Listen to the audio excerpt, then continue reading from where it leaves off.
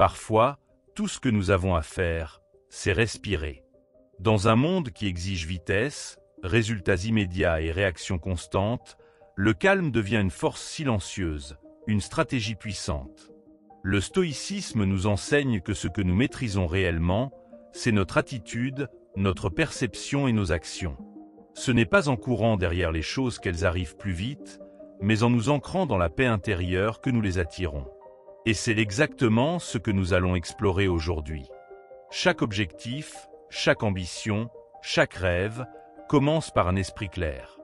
Lorsque vous apprenez à rester calme au cœur du tumulte, vos décisions deviennent plus justes, vos actions plus efficaces et vos résultats plus durables. Le stoïcien ne fuit pas le monde, il y avance avec lucidité et intention. Dans cet épisode, découvrons ensemble comment le calme n'est pas un retrait, mais un pouvoir. Un pouvoir de construire, de choisir et surtout d'accomplir. Avant de commencer, aime la vidéo et abonne-toi à la chaîne pour ne manquer aucun de nos nouveaux contenus. Leçon 1. Vivre dans le présent.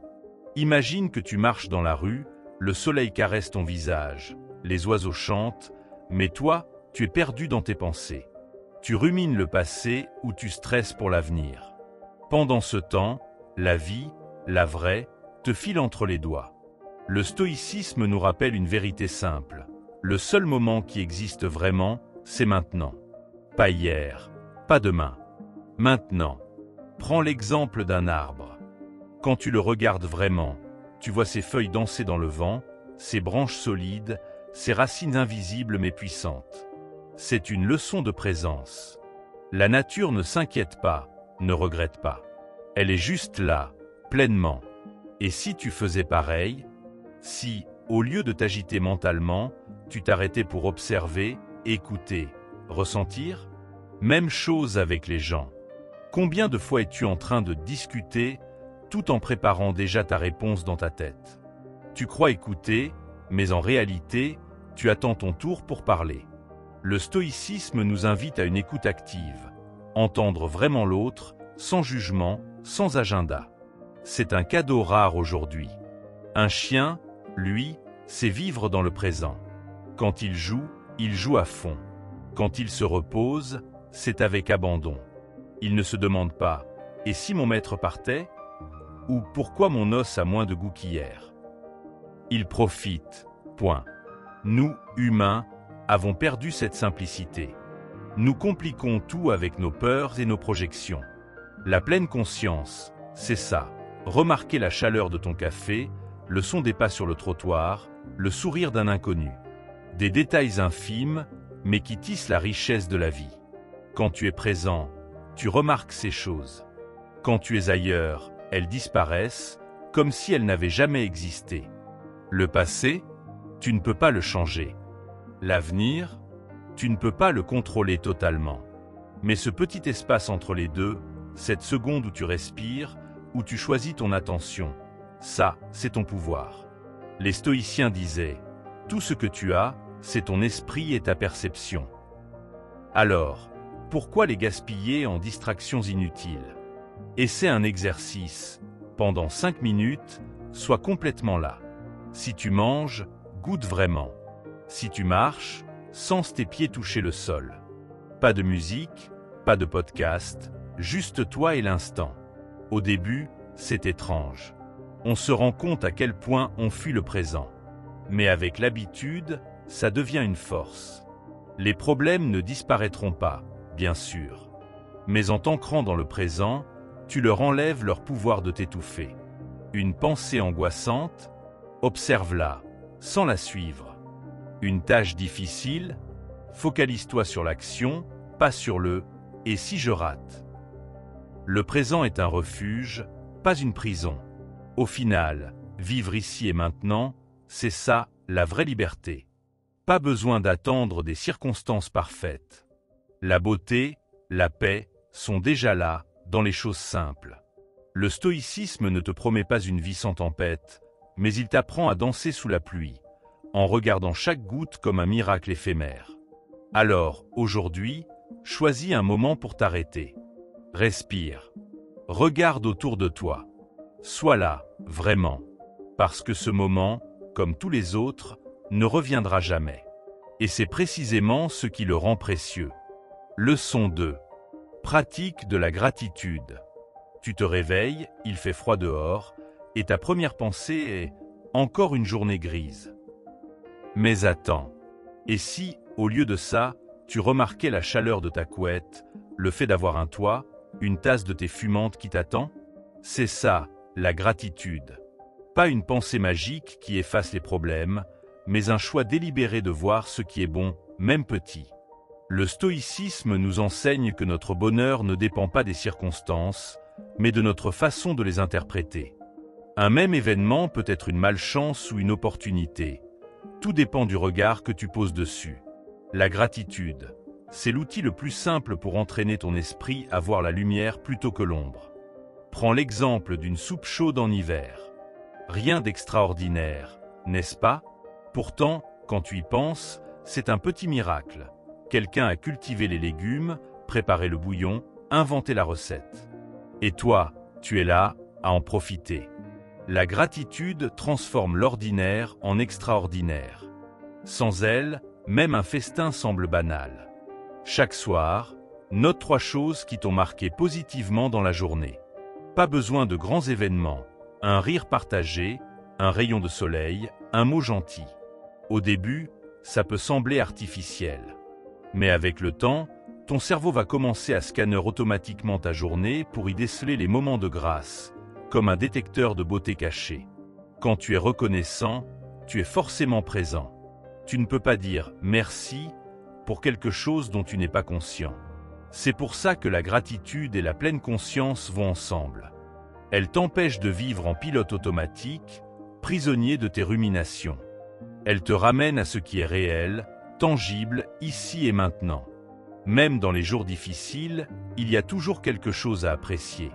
Un problème de santé, tu peux être reconnaissant pour les médecins qui t'aident. Une dispute, elle te rappelle que tu tiens à cette personne. Les stoïciens appelaient ça l'art de retourner les obstacles, transformer chaque épreuve en leçon, chaque petit bienfait en victoire. Certains croient que la gratitude, c'est pour les gens qui ont une vie facile. C'est l'inverse. Plus tu traverses des épreuves, plus elle devient essentielle. Elle ne nie pas la douleur, mais elle t'empêche de te noyer dans l'amertume. Elle est comme une bouée dans l'océan des soucis, petite, mais salvatrice. Essaie cet exercice. Pendant une semaine, écris tes 3 motifs de gratitude chaque soir. Observe comment ton regard change. Peut-être que tu commenceras à voir les défis comme des occasions de grandir, les gens comme des cadeaux, ta vie comme une série de petits miracles quotidiens. C'est une révolution silencieuse de l'esprit. Le stoïcisme ne promet pas une vie sans tempête, mais il offre des outils pour naviguer en gardant le cap. La gratitude en est un, simple mais puissant. Elle ne change pas le monde, mais elle change ta perception du monde. Et au final, c'est peut-être la seule chose qui compte vraiment. Alors ce soir, avant de dormir, demande-toi, qu'est-ce qui, aujourd'hui, m'a fait du bien? Et laisse cette question, comme une graine, germer dans ton cœur. Petit à petit, elle transformera ton désert en jardin. Leçon 3. La patience comme vertu. Imagine planter un arbre aujourd'hui et exiger qu'il donne des fruits demain. Absurde, n'est-ce pas? Pourtant, c'est exactement ce que nous faisons quand nous abandonnons un projet parce qu'il ne porte pas ses fruits assez vite. Le stoïcisme nous rappelle une vérité oubliée. Tout ce qui a de la valeur dans la vie demande du temps. La patience n'est pas de la passivité, c'est une force active. Prends l'exemple de l'apprentissage d'une langue. Les premiers mois, tu butes sur les conjugaisons, tu mélanges les mots, tu as l'impression de stagner. Mais chaque heure passée à étudier, chaque erreur corrigée, construit silencieusement ta maîtrise. Les stoïciens comprenaient cela. Le progrès est invisible avant de devenir évident. La frustration que tu ressens, c'est juste le prix d'entrée pour toute chose digne d'être vécue. Dans notre monde de résultats instantanés, repas en 2 minutes, réponse Google en 0,3 secondes, nous avons perdu l'habitude d'attendre. Nous confondons vitesse et efficacité. Mais regarde la nature. Une rivière creuse son lit goutte après goutte, Un bambou met des années à développer ses racines avant de pousser de plusieurs mètres en quelques semaines. La patience, c'est accepter ce rythme naturel.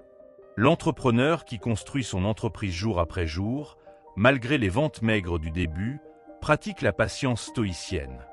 Il sait que chaque client mécontent est une leçon, chaque petit progrès une victoire. Marc Aurèle écrivait « Ce qui barre la route devient la route ».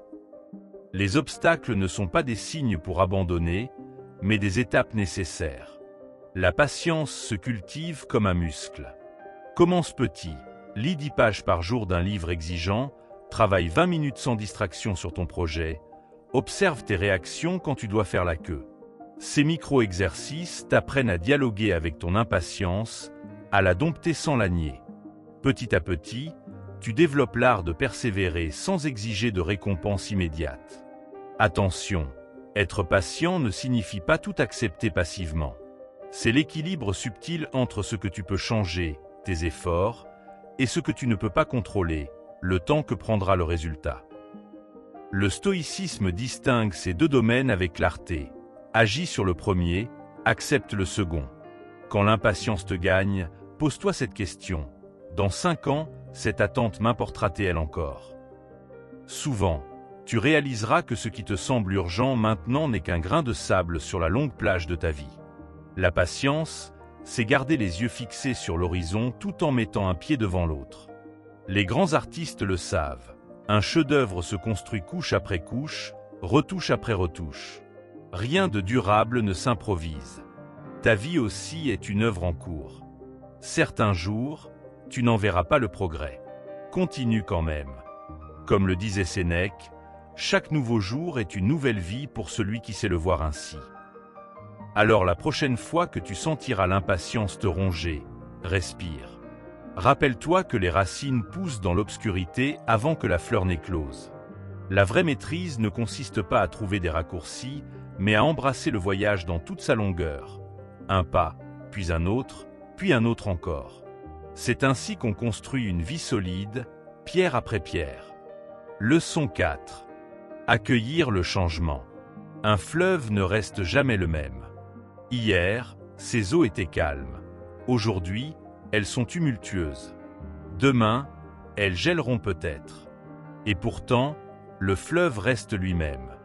Nous, humains, résistons souvent au changement comme si notre survie en dépendait, alors qu'en réalité, c'est notre croissance qui en a besoin.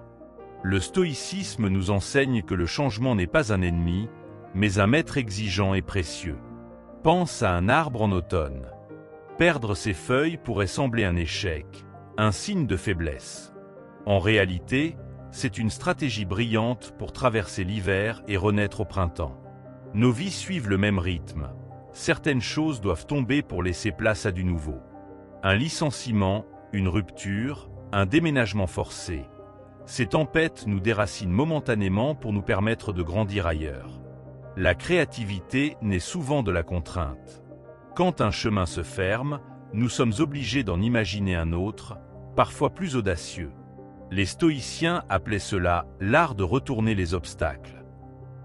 Un projet qui échoue, c'est l'occasion d'apprendre ce qui ne fonctionne pas. Une routine brisée, la chance de créer quelque chose de mieux.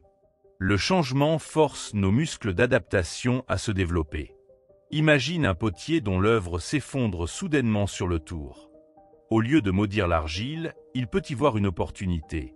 Maintenant, il peut créer une forme totalement nouvelle, peut-être plus belle que ce qu'il avait prévu. Nos vies sont comme cette argile. Parfois, ce qui semble être une catastrophe devient le point de départ d'une création inattendue.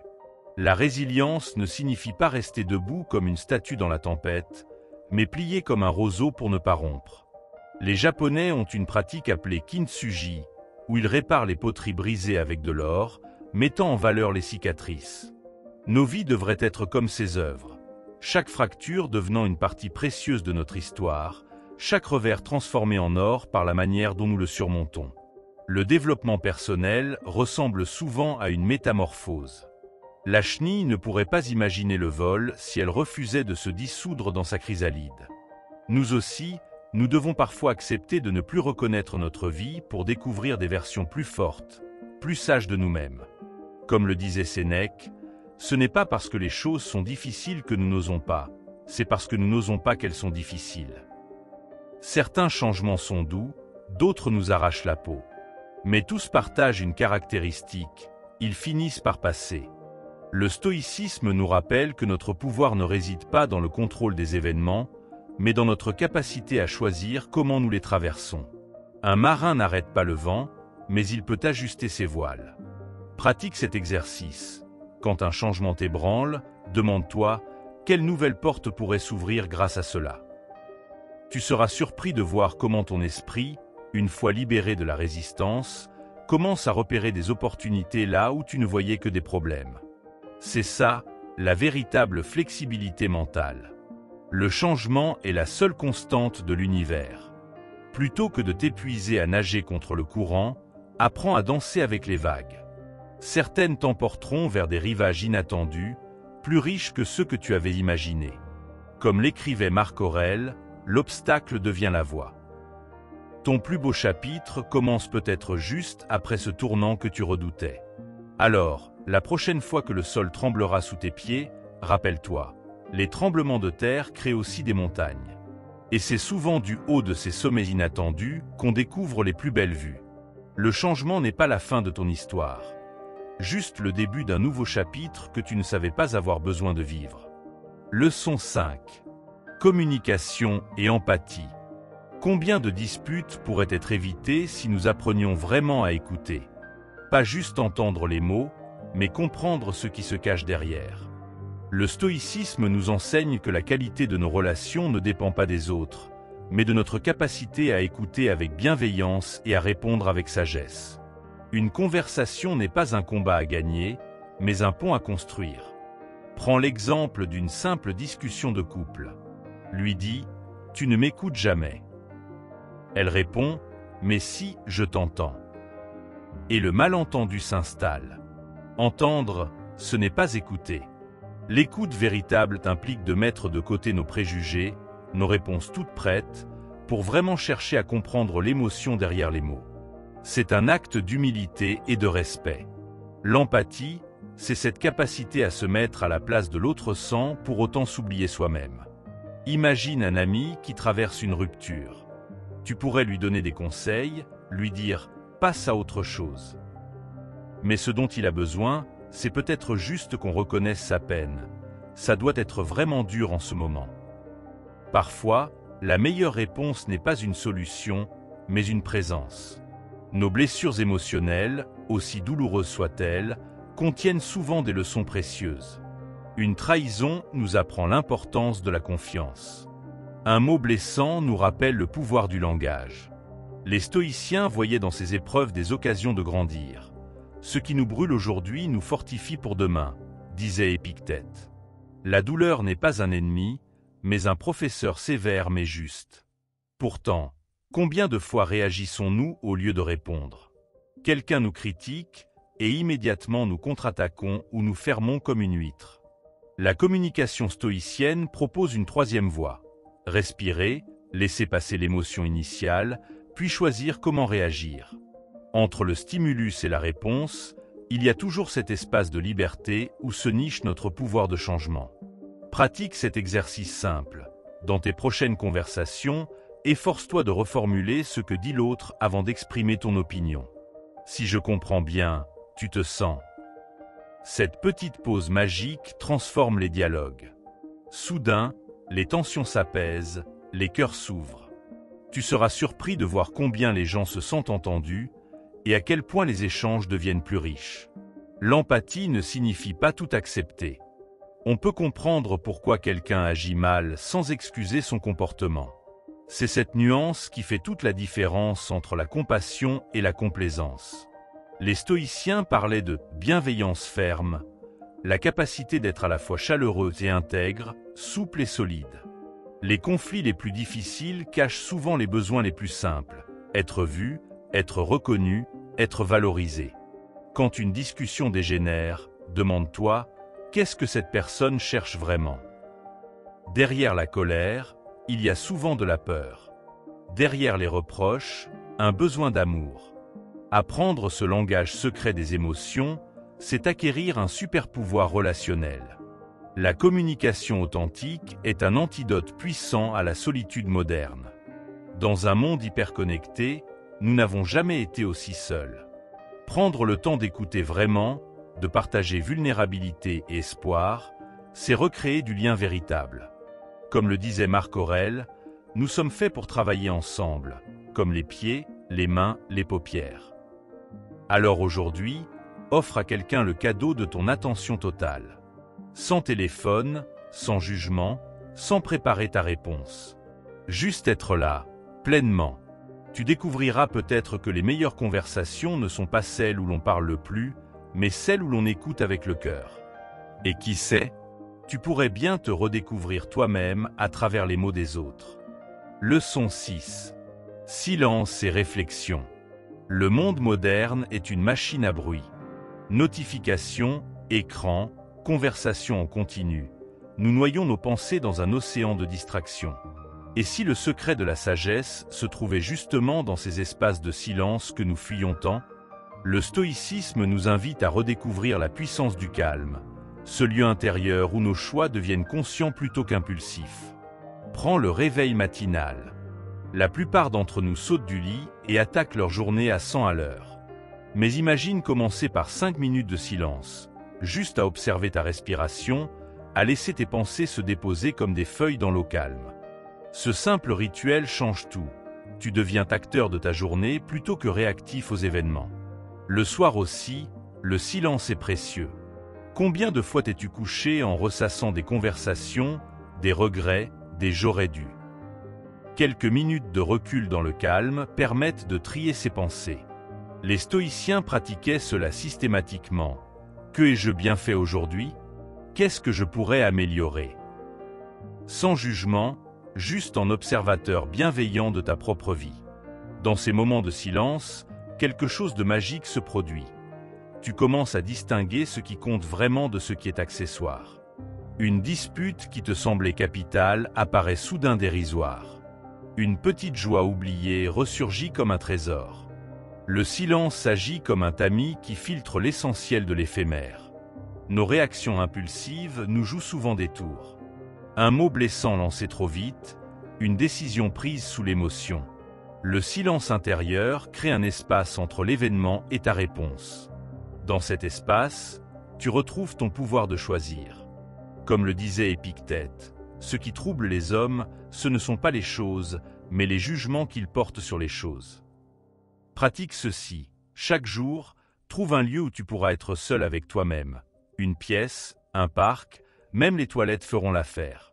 Ferme les yeux et compte lentement jusqu'à 30 en te concentrant sur ta respiration. Si des pensées viennent, observe-les comme des nuages qui passent. Ce simple exercice est une gymnastique de l'esprit plus puissante qu'il n'y paraît. Le silence n'est pas un vide à combler, mais un espace à habiter. C'est là que tes valeurs les plus profondes peuvent enfin se faire entendre sous le brouhaha des obligations sociales et des attentes extérieures. Qui veux-tu vraiment être? Quelles actions sont en accord avec tes principes? Le silence ne donne pas les réponses, mais il permet d'entendre les questions essentielles. Certains croient que méditer, c'est arrêter de penser. C'est tout le contraire, c'est apprendre à penser clairement. Comme un lac agité dont les vagues se calment pour refléter le ciel avec précision.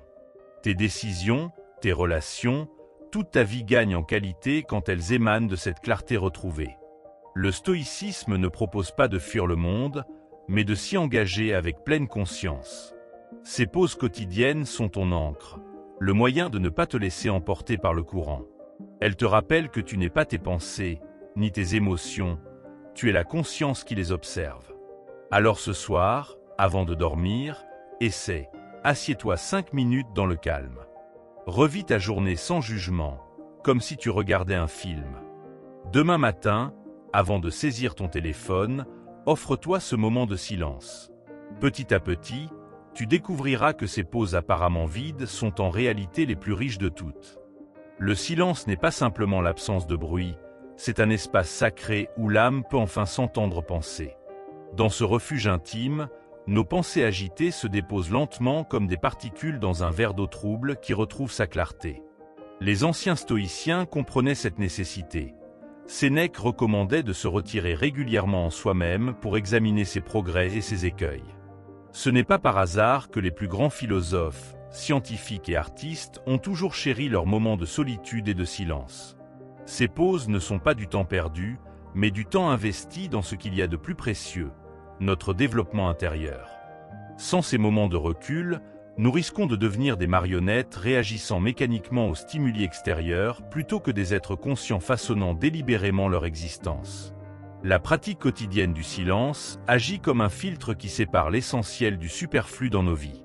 Combien de décisions prises dans la précipitation avons-nous regrettées par la suite? Combien de mots lancés sans réflexion ont blessé inutilement? Le silence nous offre cette pause salvatrice où nous pouvons consulter notre boussole intérieure avant d'agir ou de parler. Les stoïciens parlaient de prosoché, cette attention vigilante à nos impressions et jugements immédiats. En cultivant cette vigilance dans le calme, nous développons la capacité de ne pas nous laisser emporter par nos premières réactions émotionnelles. Progressivement, nous apprenons à répondre plutôt qu'à réagir, à choisir plutôt qu'à subir.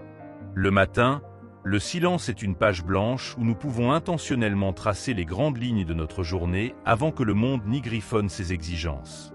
Le soir, il devient un miroir bienveillant où nous pouvons contempler avec honnêteté nos actions sans complaisance ni flagellation.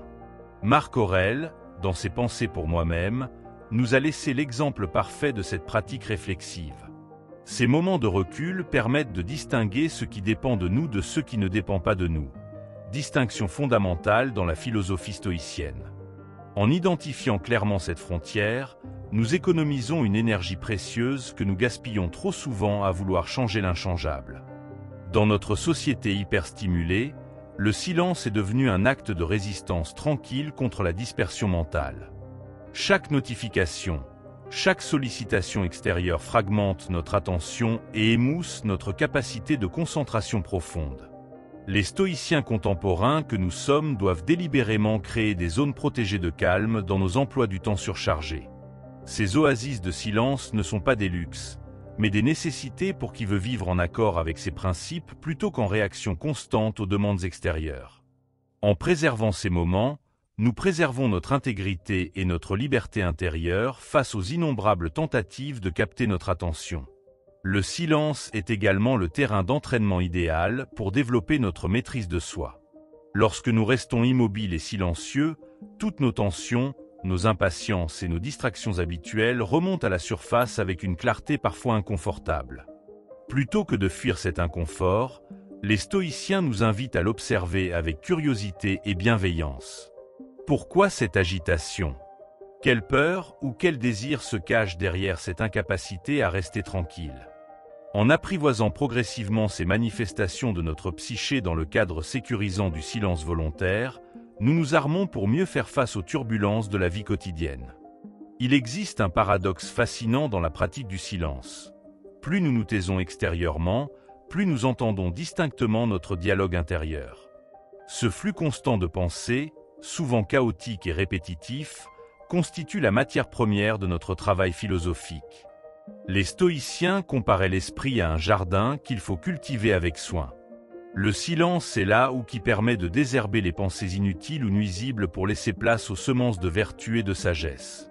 Sans ce travail régulier d'observation et de tri, notre jardin mental devient rapidement une jungle impénétrable où se perd notre libre arbitre. La qualité de nos relations avec autrui dépend largement de la qualité de notre relation avec nous-mêmes, nourrie dans ces moments de silence. Combien de conflits naissent de notre incapacité à écouter vraiment, parce que notre esprit est trop bruyant intérieurement. Le silence extérieur pratiqué régulièrement affine notre capacité d'écoute intérieure, qui se répercute ensuite dans nos interactions. Nous devenons plus présents, plus attentifs aux nuances, moins pressés d'imposer notre point de vue. Comme l'écrivait Épictète, nous avons 2 oreilles et une seule bouche afin d'écouter 2 fois plus que nous ne parlons. Le silence est l'école supérieure de cet art oublié de l'écoute véritable. Les bienfaits du silence s'étendent bien au-delà de la sphère psychologique pour influencer notre santé physique. Les études scientifiques modernes confirment ce que les sages antiques savaient intuitivement. Le calme mental réduit le stress, renforce le système immunitaire et améliore la qualité du sommeil. Les stoïciens ne séparaient pas le corps de l'esprit dans leur quête de sagesse. Leur ascèse incluait autant la discipline du corps que celle des pensées. Aujourd'hui, alors que le bruit environnemental et mental atteint des niveaux sans précédent dans l'histoire humaine, préserver des moments de silence devient un acte d'hygiène vitale autant que philosophique. Le silence est également le creuset où se forge notre capacité à accepter ce qui ne dépend pas de nous. Face aux événements incontrôlables de la vie, pertes, échecs, maladies, le silence intérieur permet d'accueillir ces réalités sans les nier ni s'y noyer. C'est dans ce calme profond que nous pouvons discerner ce qui relève de notre pouvoir d'action et ce qui nécessite notre acceptation. Les plus belles pages de Marc Aurèle ont été écrites dans ces moments de recul où, loin du tumulte de ses campagnes militaires, il contemplait la nature éphémère de toute chose. Ce silence acceptant n'a rien de résignation passive. C'est au contraire la base d'une action efficace et sereine sur ce qui peut effectivement être changé. Enfin, le silence est le terreau où germent nos idées les plus créatives et nos intuitions les plus profondes. Loin d'être un vide stérile, c'est un espace fécond où notre esprit peut associer librement des concepts, trouver des solutions inédites et accéder à des parts souvent négligées de nous-mêmes. Les stoïciens y voyaient le moyen de se connecter à la raison universelle qui anime le monde. Pour nous modernes, c'est peut-être simplement la possibilité d'entendre cette petite voix intérieure que le bruit constant de la vie quotidienne couvre si efficacement. En cultivant le silence, nous cultivons notre capacité à penser par nous-mêmes plutôt que de répéter des idées toutes faites. La pratique régulière du silence transforme progressivement notre rapport au temps lui-même. Dans une société obsédée par la vitesse et la productivité immédiate, savoir s'arrêter devient un acte révolutionnaire. Ces moments apparemment improductifs sont en réalité des investissements à long terme dans notre équilibre et notre sagesse. Comme un arbre qui pousse silencieusement mais sûrement, notre caractère se fortifie dans ces instants de pause consciente. Les stoïciens nous rappellent que la qualité de notre vie ne se mesure pas à la quantité d'actions entreprises, mais à la profondeur de conscience avec laquelle nous vivons chaque moment. Le silence n'est pas une fuite du monde, c'est le moyen d'y revenir plus présent, plus lucide et plus humain. Leçon 7. Maîtrise de soi et émotions. Imagine tes émotions comme des chevaux sauvages. Si tu tires brutalement sur les rênes, ils vont se cabrer et t'emporter dans une course folle. Mais si tu apprends à les apprivoiser avec patience, ils deviennent une force puissante et gracieuse à ton service. Le stoïcisme ne nous enseigne pas à étouffer nos émotions, mais à les comprendre et à les guider avec intelligence. Tout commence par un outil toujours disponible, ta respiration. Quand la colère monte ou que l'anxiété te serre la gorge, observe ce qui se passe. Ta respiration devient superficielle, saccadée, comme si ton corps se préparait au combat. C'est là que tu peux reprendre le contrôle. Inspire profondément par le nez en comptant jusqu'à 4, retiens l'air brièvement, puis expire lentement par la bouche. Ce simple acte envoie un message clair à ton système nerveux. Non, ce n'est pas une véritable urgence. Nous pouvons rester maîtres de la situation. Les stoïciens comparaient l'esprit à un jardinier attentif. Les émotions sont comme des plantes. Certaines sont utiles, d'autres toxiques, mais aucune ne doit envahir tout l'espace. La respiration consciente est ton outil pour désherber ce jardin intérieur. Elle crée un espace entre le stimulus, ce qui te bouleverse, et ta réponse, comment tu choisis d'agir. Dans cet espace, réside toute ta liberté. Prends l'exemple d'une dispute. Sans conscience, les mots blessants jaillissent comme des flèches empoisonnées. Mais avec 3 respirations profondes, tu peux remarquer ta colère sans en devenir l'esclave. Je ressens de la colère est très différent de je suis en colère. Le premier te permet d'observer l'émotion comme un phénomène temporaire. Le second Y identifie complètement. Cette nuance change tout. La peur, la frustration, l'excitation excessive. Toutes ces émotions ont leur utilité, mais doivent rester des serviteurs, non des maîtres. En t'entraînant quotidiennement à la respiration consciente, 5 minutes le matin, 5 minutes le soir, tu développes une capacité précieuse, celle de ressentir pleinement sans être submergé. Comme un surfeur qui apprend à naviguer sur les vagues plutôt qu'à se laisser engloutir par elles. Attention, maîtriser ses émotions ne signifie pas les nier. Un stoïcien authentique reconnaît pleinement ce qu'il ressent, mais refuse de laisser ses sentiments dicter ses actions contre sa raison. Quand la tristesse vient, il l'accueille, l'étudie, puis décide comment y répondre de manière constructive.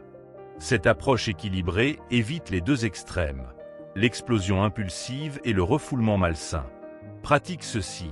La prochaine fois qu'une émotion forte te traversera, fais une pause. Pose une main sur ton ventre pour sentir ta respiration.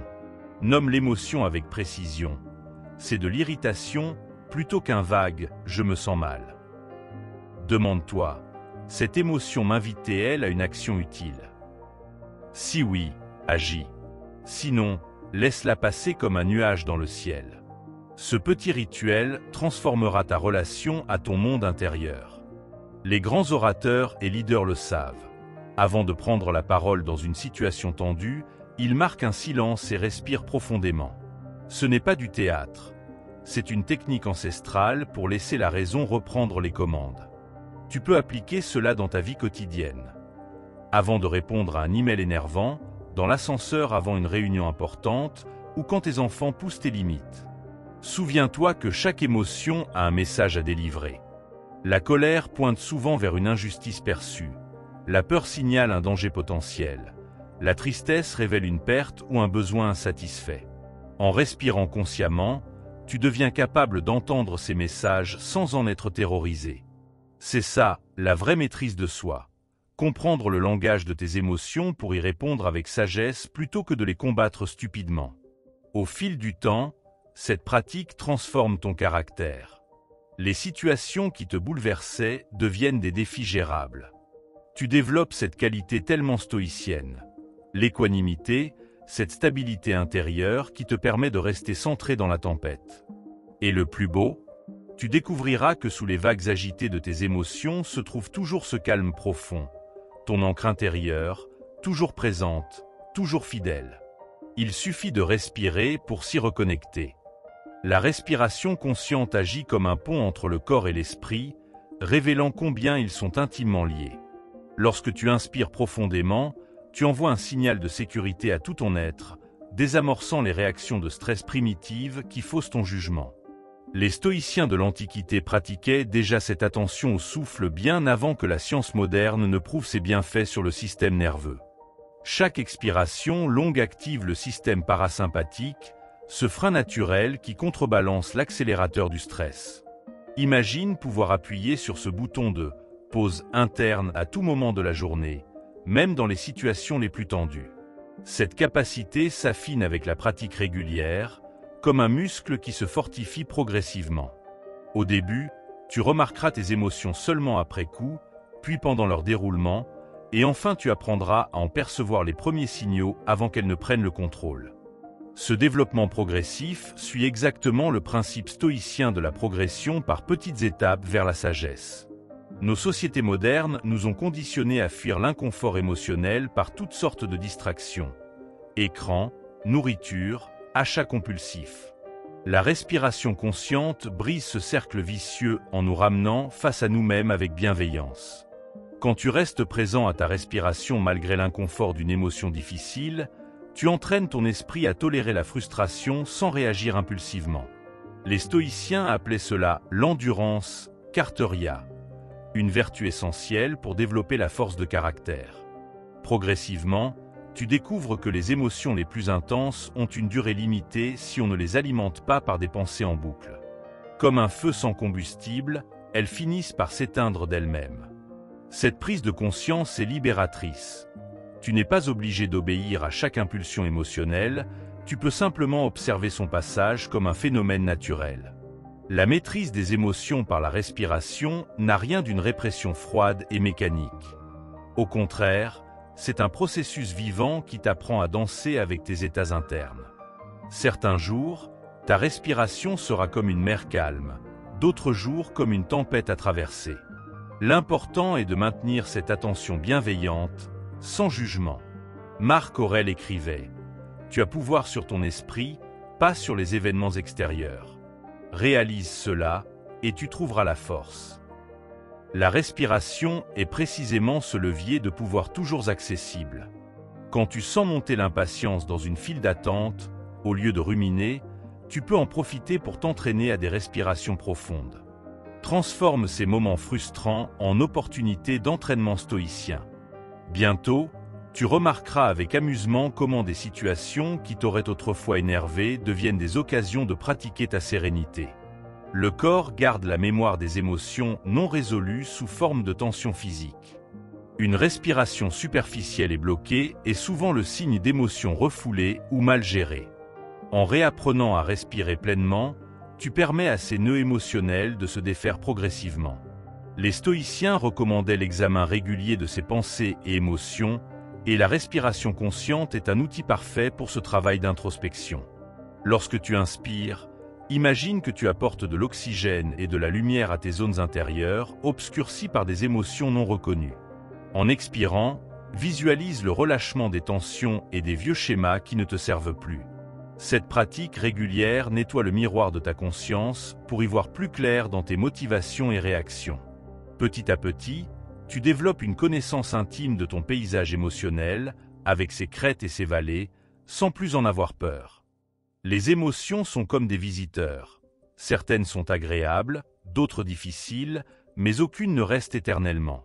La respiration t'aide à leur ouvrir la porte sans te laisser envahir. Imagine-toi comme un hôte accueillant mais ferme. Je te reconnais, colère. Tu peux entrer, mais tu ne dirigeras pas la maison. Cette attitude de témoin détaché est au cœur de la pratique stoïcienne. Quand la jalousie pointe son nez, respire et observe. Ah, voici la jalousie, intéressant. Sans la nourrir ni la combattre, elle perd rapidement de sa puissance. Ce processus n'aboutit pas à une froideur émotionnelle, mais au contraire à une plus grande capacité à ressentir pleinement sans être débordé. Tu découvres alors la liberté paradoxale de pouvoir éprouver des émotions intenses tout en gardant ton centre, comme un arbre solide dont les branches dansent dans la tempête, mais dont les racines restent stables. Les enfants sont d'excellents professeurs de présence émotionnelle. Ils passent du rire aux larmes en quelques secondes, puis oublient tout aussi rapidement. En observant un enfant en colère, tu remarqueras comment sa respiration est d'abord bloquée pendant la crise, puis comment un profond soupir marque souvent le retour au calme. Nous naissons tous avec cette sagesse corporelle que nous perdons en grandissant. La pratique stoïcienne de la maîtrise émotionnelle est en réalité un retour à cette simplicité naturelle. Lorsque tu te surprends à ruminer pendant des heures sur une contrariété, souviens-toi. Ton corps sait comment relâcher les émotions si tu lui en donnes la permission par une respiration consciente. Inspire et permets-toi de ressentir pleinement. Expire et lâche ce qui n'a plus besoin d'être retenu. Ce cycle naturel, répété avec patience, dissout les émotions stagnantes bien plus efficacement que tous les raisonnements intellectuels. Dans les relations avec autrui, la respiration consciente est une arme secrète de diplomatie émotionnelle. Lors d'une conversation difficile, porter attention à ta respiration t'empêche de tomber dans les pièges des réactions automatiques. Elle te donne le temps précieux d'une seconde ou deux avant de répondre. Assez pour choisir tes mots avec soin plutôt que de lancer des phrases blessantes que tu regretteras. Les stoïciens insistaient sur l'importance du discours mesuré, et rien ne favorise cela mieux qu'une respiration bien placée. Tu peux même synchroniser discrètement ta respiration avec celle de ton interlocuteur pour créer un rythme commun plus harmonieux. Quand tu sens la tension monter, ralentir volontairement ton souffle influence souvent inconsciemment l'autre personne à faire de même. C'est une forme de communication non verbale puissante, héritée de nos ancêtres qui savaient lire les signaux corporels bien avant d'inventer le langage. La nuit offre un terrain d'entraînement idéal pour l'observation des émotions à travers la respiration. Lorsque tu te réveilles anxieux au milieu de la nuit, résiste à l'envie de te distraire avec ton téléphone. Reste allongé et concentre-toi sur le va-et-vient naturel de ta respiration. Sans la fuir, observe ton anxiété comme un phénomène temporaire, en notant comment elle fluctue avec chaque cycle respiratoire. Les stoïciens pratiquaient souvent leurs exercices spirituels la nuit, profitant du calme pour examiner leurs pensées. Cette pratique nocturne a un avantage supplémentaire. Elle t'entraîne à maintenir ta présence d'esprit dans les moments de vulnérabilité, quand les défenses rationnelles sont plus faibles. Petit à petit, tu développes ainsi une sérénité qui persiste même dans l'inconfort ou l'obscurité, sachant que chaque émotion, comme chaque nuit, finit par passer. La respiration consciente transforme même les émotions apparemment négatives en alliées précieuses. La peur, canalisée, devient une source de vigilance accrue. La colère, maîtrisée, se mue en énergie pour corriger les injustices. La tristesse, accueillie, ouvre la porte à la compassion. Les stoïciens ne cherchaient pas à éliminer les émotions, mais à les intégrer harmonieusement dans une vie vertueuse.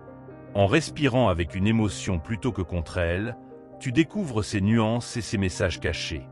Cette alchimie émotionnelle demande de la pratique, mais chaque tentative t'approche un peu plus de cet idéal stoïcien. Vivre en accord avec la nature, à commencer par ta propre nature humaine avec ses passions et sa raison. Enfin, la respiration consciente cultive la vertu stoïcienne peut-être la plus précieuse, l'amor fati, l'amour du destin. Lorsque tu respires profondément dans une situation difficile, tu t'exerces à accepter pleinement le moment présent tel qu'il est, sans résistance inutile. Chaque inspiration est un « oui » à ce qui est, chaque expiration un lâcher-prise de ce qui devrait être. Ce n'est pas de la passivité, mais au contraire la base la plus solable pour une action efficace. Comme le disait Épictète, ce qui trouble les hommes, ce ne sont pas les choses, mais les opinions qu'ils ont sur les choses. La respiration t'ancrant dans la réalité immédiate, elle t'aide à distinguer les faits bruts des interprétations angoissantes que ton esprit y projette. Ainsi équipé, tu peux répondre aux défis de la vie avec clarté et équilibre, transformant chaque émotion en un guide plutôt qu'en un obstacle. La pratique persévérante de la respiration consciente finit par modifier ton rapport au temps lui-même. Dans les moments de joie intense, elle t'apprend à savourer pleinement sans crainte de la voir disparaître. Dans les épreuves, elle te rappelle l'impermanence de toute chose.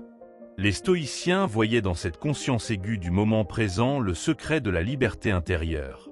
Ta respiration, toujours ancrée dans l'ici et maintenant, devient un rappel constant que le pouvoir de choisir ta réponse repose entièrement en toi, quel que soit ce que la vie t'envoie.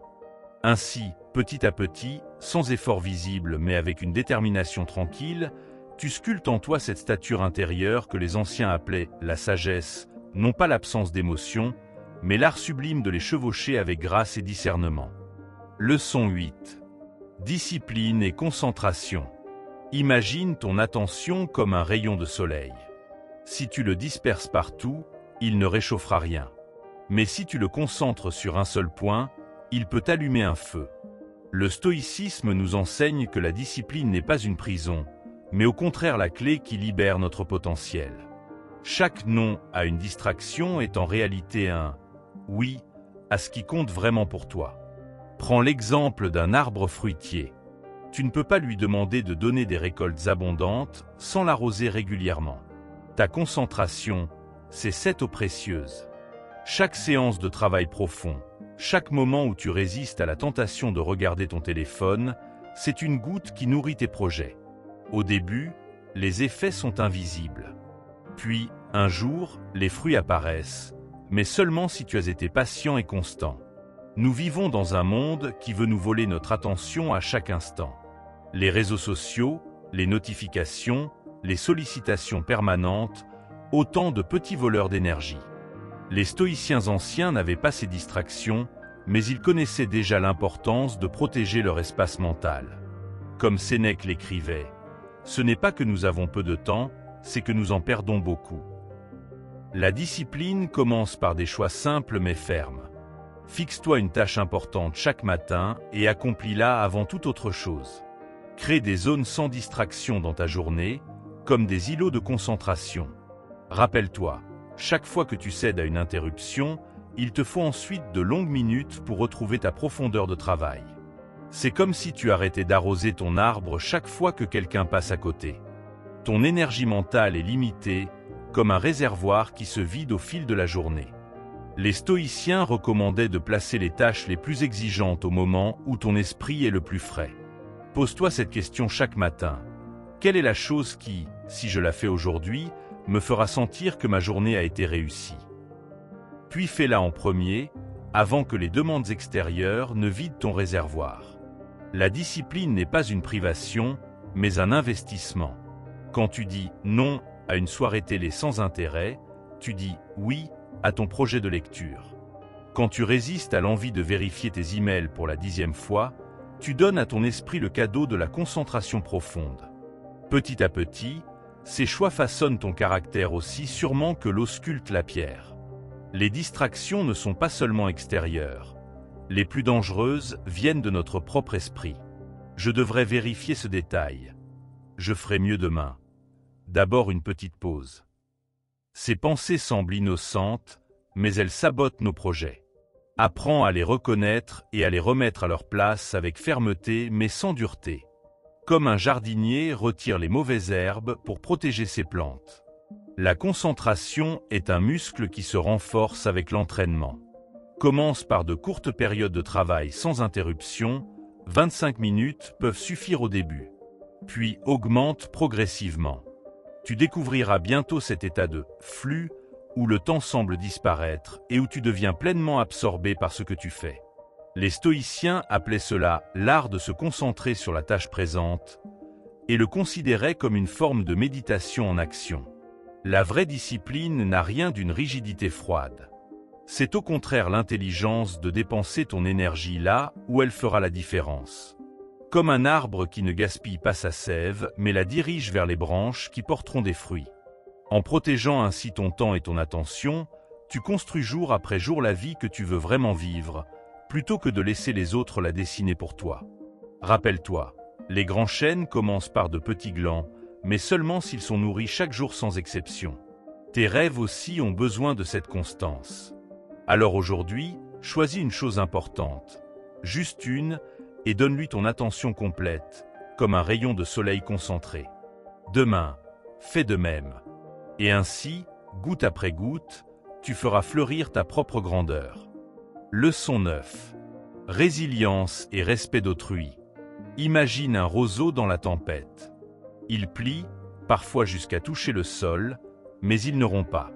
Puis, quand le vent passe, il se redresse, plus sage, plus fort. Voilà la véritable résilience. Non pas éviter les épreuves, mais apprendre à danser avec elles. Le stoïcisme nous enseigne que chaque chute contient une leçon, et chaque adversaire peut devenir un maître, si nous savons regarder avec les bons yeux. Quand la vie te frappe durement, un échec, une trahison, une perte, prends un moment pour respirer. Puis demande-toi, qu'est-ce que cette situation m'apprend sur moi-même? Comment puis-je en sortir grandi? Les stoïciens voyaient les obstacles comme des occasions de renforcer leur caractère, comme le feu purifie l'or. Ce n'est pas ce qui t'arrive qui compte, mais comment tu choisis d'y répondre. Le respect des autres commence par une vérité simple. Chacun traverse ses propres batailles, visibles ou invisibles. Cette personne qui t'a blessé, ce collègue difficile, cet inconnu désagréable, ils agissent souvent sous l'emprise de leurs propres peurs et blessures. Cela ne justifie pas leurs actes, mais cela t'aide à répondre avec fermeté plutôt qu'avec rage aveugle. Comme disait Marc Aurèle, nous sommes faits pour coopérer, comme les pieds, les mains, les paupières. La résilience n'est pas une armure qui isole, mais une peau qui cicatrise tout en restant sensible. Après une déception, certains deviennent cyniques, fermant leur cœur pour ne plus souffrir. Mais les stoïciens proposent une voie plus courageuse. Rester ouvert tout en étant plus sage. Reconnais ta blessure, puis demande-toi comment cette douleur peut t'apprendre à mieux comprendre les souffrances des autres. Ainsi, ta vulnérabilité devient une source de force commune. Pratique cet exercice. Quand quelqu'un te frustre ou te blesse, imagine son histoire invisible. Quel chagrin, quelle peur ou quelle confusion pourrait expliquer son comportement. Tu ne fais pas cela pour l'excuser, mais pour te libérer du poison de la colère. Petit à petit, tu développeras cette empathie supérieure qui voit la fragilité derrière les actes durs, sans pour autant te laisser marcher dessus. Les épreuves partagées créent des ponts invisibles entre les âmes. Quand tu as traversé des difficultés, tu développes une capacité unique à tendre la main à ceux qui trébuchent. Non pas avec condescendance, moi je sais, mais avec une authentique solidarité, je comprends.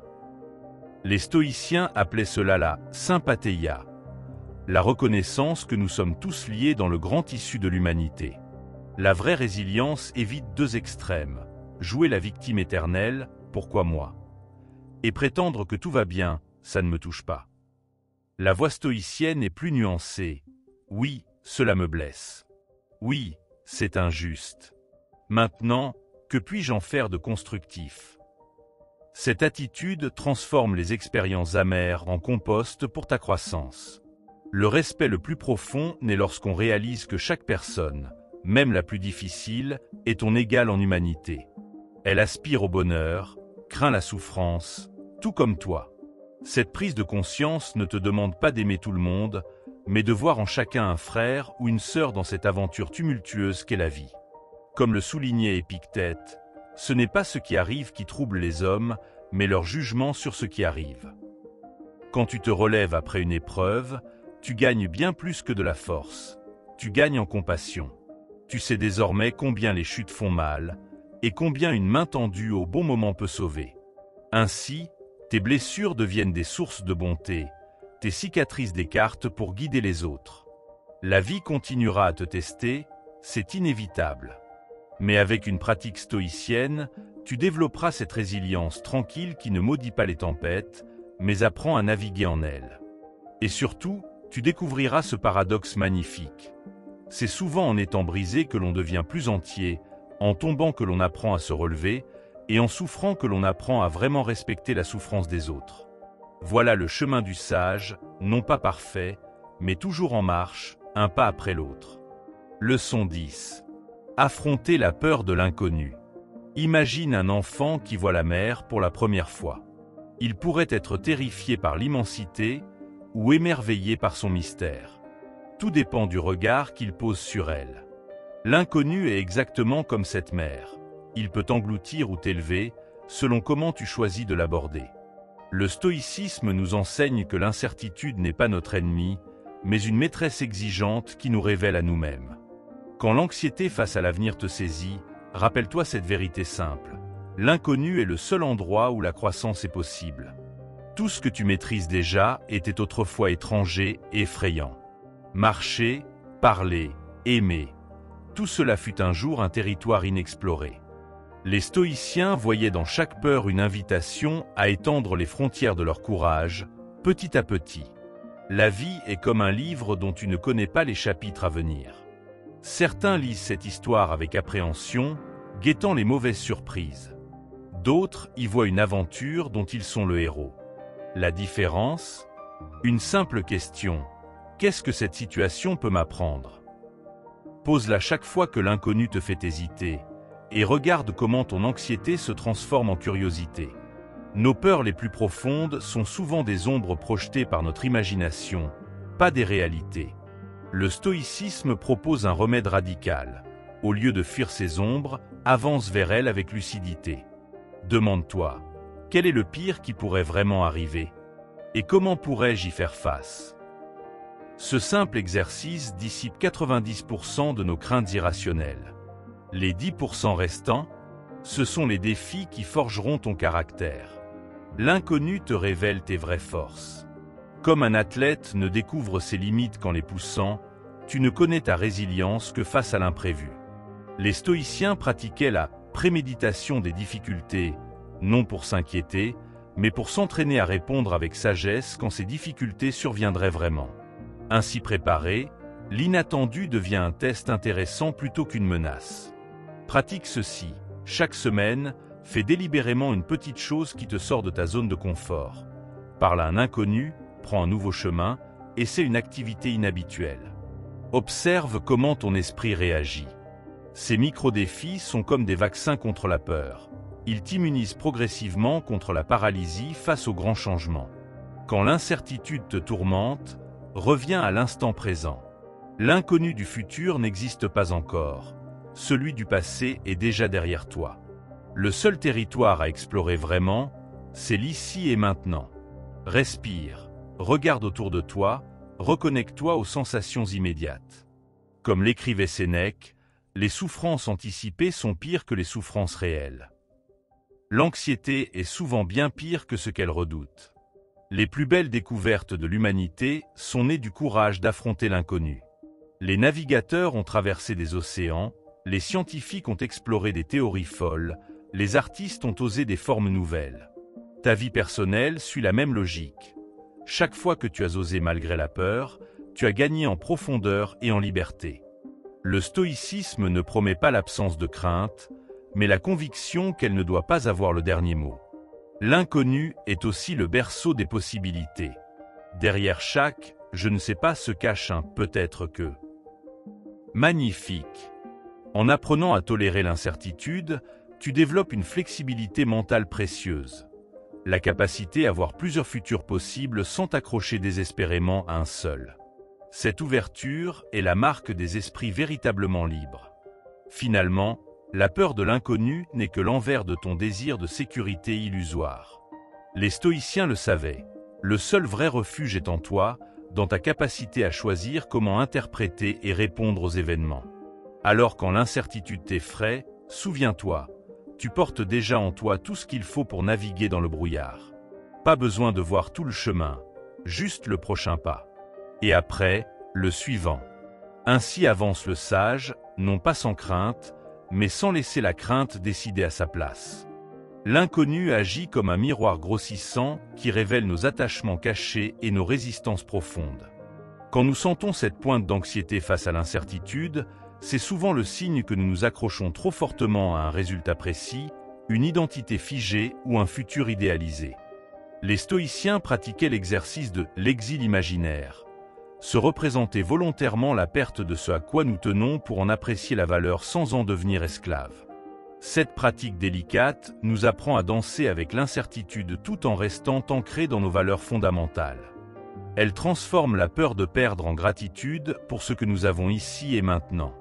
Progressivement, nous découvrons que notre sécurité ne réside pas dans la stabilité illusoire des circonstances extérieures, mais dans notre capacité intérieure à nous adapter et à donner du sens à ce qui survient. La peur de l'inconnu prend souvent racine dans notre difficulté à faire la distinction entre ce qui dépend de nous et ce qui n'en dépend pas. Nous gaspillons une énergie folle à vouloir contrôler des éléments qui échappent à notre volonté, tout en négligeant le véritable pouvoir qui nous appartient. Notre manière d'interpréter et de répondre aux événements. Épictète, l'esclave devenu philosophe, insistait sur cette distinction cruciale qui libère de l'anxiété chronique. Quand nous concentrons nos efforts sur notre sphère de contrôle, nos jugements, nos valeurs, nos actions, l'immense territoire de l'inconnu cesse d'être une menace pour devenir un simple décor changeant. Nous apprenons alors à naviguer dans les eaux incertaines de l'existence comme un capitaine expérimenté qui sait qu'il ne peut maîtriser le vent, mais peut toujours ajuster ses voiles. Les grands tournants de la vie, changement de carrière, nouvelles relations, deuil ou maladie, nous confrontent brutalement à l'inconnu. Ces passages obligés peuvent soit nous paralyser, soit devenir des creusets de transformation. La sagesse stoïcienne nous invite à les aborder avec une curiosité active plutôt qu'une résistance passive. Au lieu de demander « Pourquoi moi ?», essayons « Que puis-je en faire ?» Cette légère rotation mentale ouvre des perspectives insoupçonnées. Marc Aurèle, aux prises avec les tumultes de l'Empire romain, notait dans ses pensées « L'obstacle devient la voie ». En acceptant d'être déstabilisés par l'inconnu, nous découvrons des ressources intérieures que la routine confortable ne nous aurait jamais révélées. Chaque crise contient ainsi le germe d'une renaissance, à condition de savoir l'Y déceler. Notre époque moderne, avec son rythme effréné et ses bouleversements technologiques constants, amplifie notre exposition à l'inconnu. Paradoxalement, les stoïciens de l'Antiquité nous offrent des outils particulièrement adaptés à cette réalité contemporaine. Leur pratique de la préméditation des mots ne consiste pas à s'inquiéter inutilement, mais à se préparer mentalement aux différents scénarios possibles. Cette gymnastique intellectuelle nous immunise contre la paralysie face à l'imprévisible. En envisageant calmement le pire, tout en travaillant pour le meilleur, nous réduisons le pouvoir de surprise des événements adverses. Nous devenons comme ces arbres des régions venteuses dont les racines se renforcent précisément parce qu'ils doivent résister aux tempêtes. L'inconnu ainsi apprivoisé, perd son pouvoir de nous terrifier. Le rapport à l'inconnu influence profondément notre capacité à créer et à innover. Toute création authentique implique de s'aventurer en territoire inexploré, sans garantie de résultat. Les artistes stoïciens comprenaient ce paradoxe. La discipline rigoureuse des techniques acquises ne prend son plein sens qu'au service de l'audace créative. Comme un funambule qui s'exerce des années pour pouvoir ensuite improviser sur le fil, nous devons maîtriser les fondamentaux pour mieux danser avec l'incertitude. Cette alchimie entre connaissance et intuition, entre préparation et lâcher-prise, est au cœur de toute démarche créatrice. Ceux qui refusent de s'aventurer dans l'inconnu se condamnent à répéter indéfiniment les mêmes patterns, tandis que les esprits courageux acceptent le risque de l'exploration pour découvrir de nouveaux continents intérieurs. L'angoisse existentielle face à l'immensité de l'univers et à notre petite place dans celui-ci est une forme ultime de confrontation avec l'inconnu. Les stoïciens y répondaient par le concept de cosmopolitisme, la conscience d'être citoyen du monde, relié à l'ensemble du cosmos. Cette perspective élargie transforme notre peur en humilité féconde. En contemplant notre existence comme une note dans la grande symphonie de l'univers, nos inquiétudes personnelles prennent une juste proportion.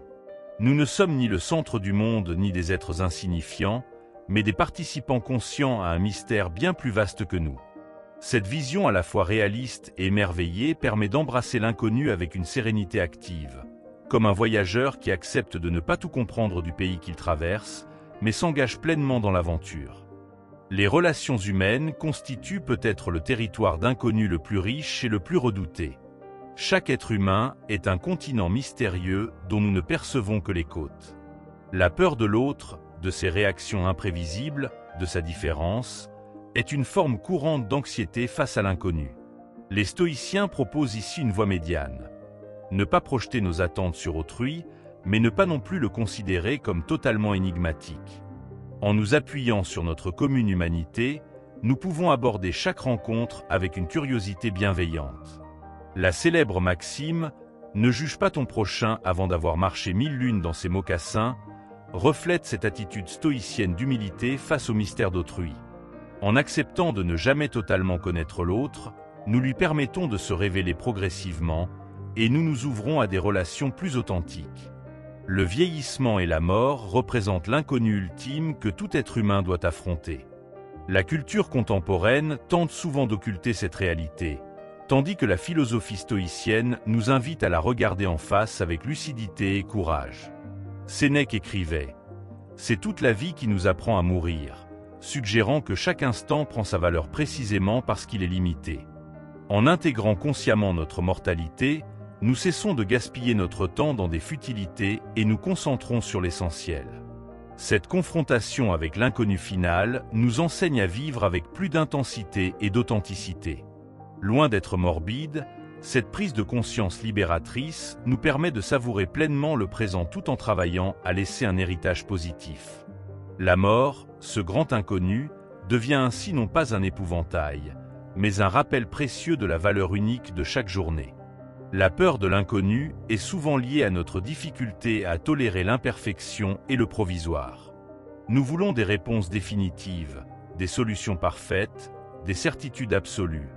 Autant d'illusions qui nous rendent vulnérables aux déceptions. Les stoïciens cultivaient au contraire l'art de la pensée nuancée, capable d'embrasser les contradictions et les zones d'ombre. Dans cette perspective, l'inconnu n'est pas un vide angoissant, mais un espace de possibilités où peuvent émerger des solutions créatives. En acceptant de ne pas tout savoir, de ne pas tout contrôler, nous devenons plus réceptifs aux signaux faibles et aux opportunités inattendues. Cette flexibilité mentale est précieuse dans un monde complexe où les certitudes d'hier deviennent souvent les erreurs d'aujourd'hui. L'inconnu, ainsi apprivoisé, devient le terrain de jeu de l'intelligence adaptative. Finalement, la relation à l'inconnu révèle notre rapport fondamental à la vie elle-même.